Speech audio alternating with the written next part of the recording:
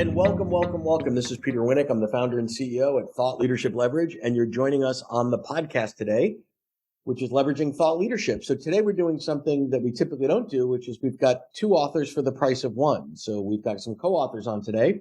Sam Seidel is the Director of Strategy and Research at the Stanford D School K-12 Lab and the author of Hip Hop Genius, Remixing High School Education. And Olatunde Sobomehin is CEO and co-founder of Street Code Academy, a nonprofit that offers free tech classes to communities of color. He's a graduate of Stanford. He's an entrepreneur and an educator who has taught classes at the Stanford Haas Center at the D School. And they both just co-wrote a book together called Creative Hustle, which is published by Stanford D School.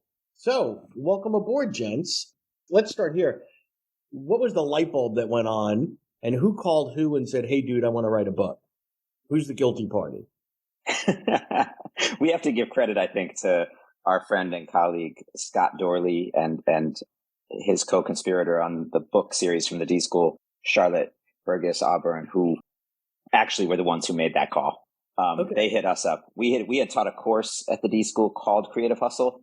I think it's fair to say, Tunde, you can correct me if I'm wrong, and you had a secret mission that you had never mentioned, but I think it's fair to say that neither of us knew this was a book until the call from Scott. And he said he and Charlotte had been talking about it, and they thought there was a book in what we had done with the class. And that was the beginning. Yeah, cool. And the genesis, though, I think the light bulb went off when, Sam and I both shared the passion of bringing together minds from our community of East Palo Alto, which is across the freeway from Stanford University and Stanford University, right, where there's a divide and often a misnomer that those communities are different. We both understand and know there's a lot of similarities, especially when it comes to the ambition and the drive. And so we said, let's do something together. That was a call that we kind of both shared. We had tried several times to make it work. When we got together and said, hey, this is the time we can actually do this. Creative hustle was a word that kind of landed on the whiteboard of that session. And we said, let's do a class where we bring them together and figure out unorthodox paths that everybody, whether you're at Stanford or whether you're across the freeway, have to pave. And let's do a class exploring this topic. So if we go back a little bit, right? So hustle's been out there for a while as a term, right? And typically it's your side hustle or hustle and grind, or I'm old enough to remember do the hustle, but we won't go there. And depending on how far back you go. But how are you defining? It's too bad this is audio only, or we would have asked you to demonstrate. That would be the only way I would demonstrate on audio only. And I would imagine most of the listeners would need to Google what is the hustle, and there's a lot of bell bottoms and anyway, whatever. So how are you defining creative hustle?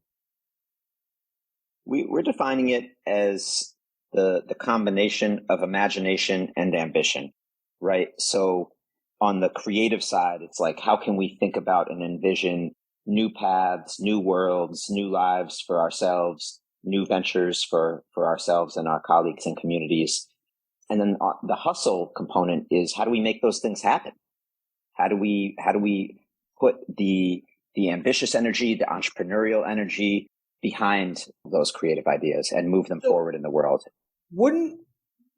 I would argue a bit that most creatives, the hustle comes more naturally to them, right? You don't apply for a job as an artist or this or that or whatever. In order to be successful as a creative, I think there's a level of hustle that's part of the process, right? That's part of the vibe. I might argue those are the creatives that you hear about, because they're the ones who were able to get the work out there, right? I think a lot of us may have a creative side that we don't give that oxygen. We don't put that engine behind, and we may follow a path that's been a little more set for us, that we're told, oh, there's a career over here. So we may chase after that or pursue that or find ourselves there by default. And there may be creative aspects of our lives, of our work, that doesn't get that same fuel in its tank. But I'd love to hear your thoughts on that too, Tunde, if you have other thoughts about the notion that creatives are inherently more ambitious or entrepreneurial.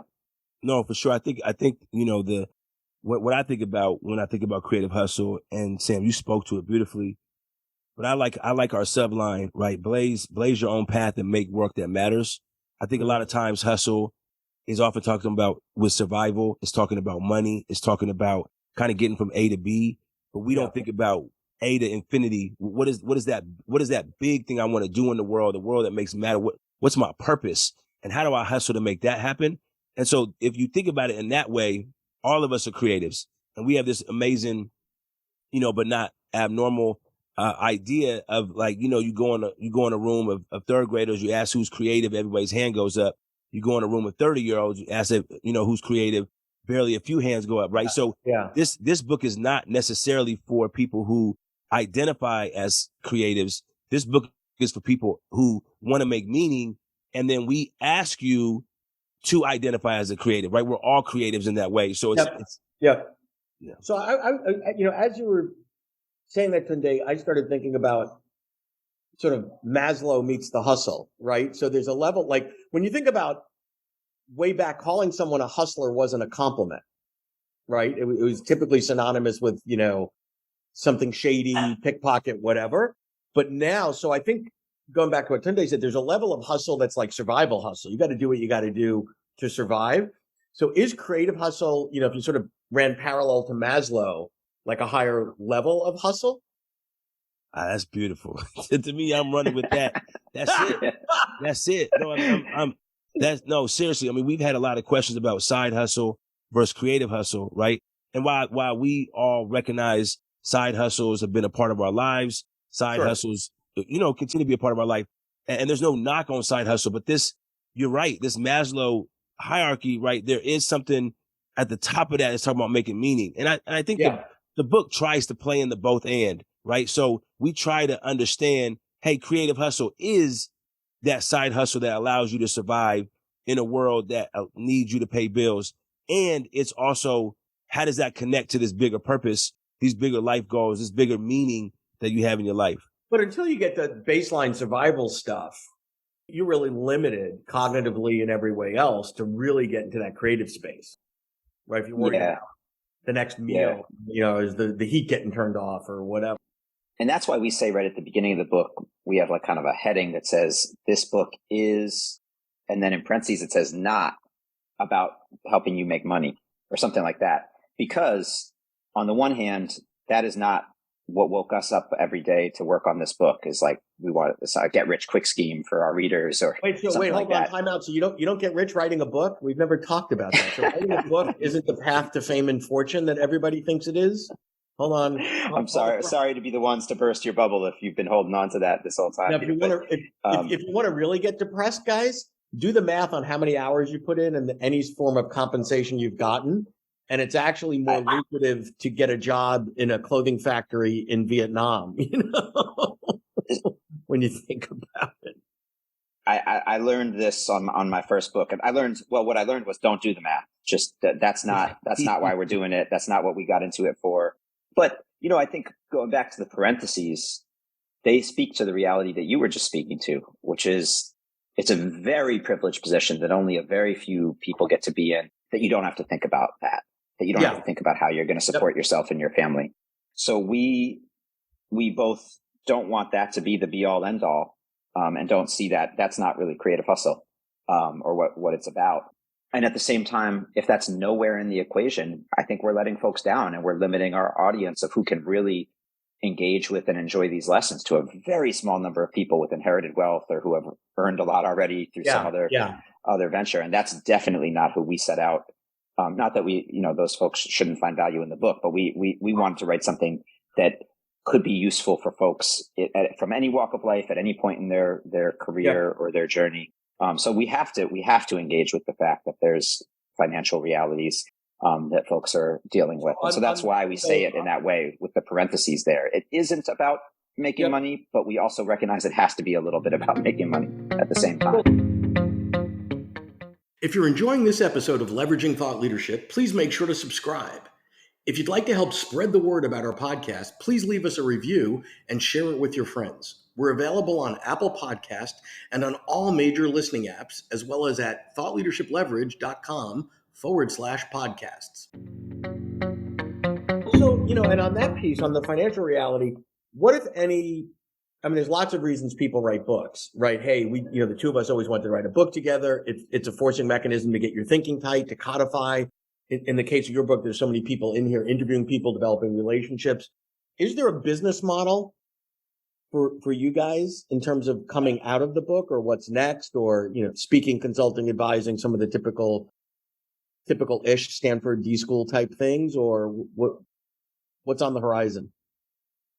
I think what's fun about Creative Hustle and what's fun about this journey for us as we explore our creative hustle is that we get to start with the big meaning, and then we find business models along that way that are really exciting, right? And so I just want a moment to speak directly, humbly to the folks that, are worried about the bills, that are worried about the heat. And I think what I've gathered, right, as I've been in my own relative journey of moments like that, is that we try to highlight, folks in this book and also throughout our work in our life that have made it through that moment. And one of the things that have made it through that moment is their eyes are on this bigger dream. Their eyes are on this bigger meaning. And so it helps you get through. Similarly, surprisingly, people with a lot of money, people with a lot of opportunity, very few take the time to think about what is that big next step. I remember when I first met with you, Peter, when we first got on the line with you, and you were helping us think through, well, what are your goals beyond this book? We don't, oftentimes few of us get a chance to do that. And this book helps you think about that. So Sam and I, we're extremely connected. Like, right. In the sense of, we both know that we want to leave this earth blessing the people around us and leaving a mark for the next generation to be better. Right now, a book came out of that. A class came out of that.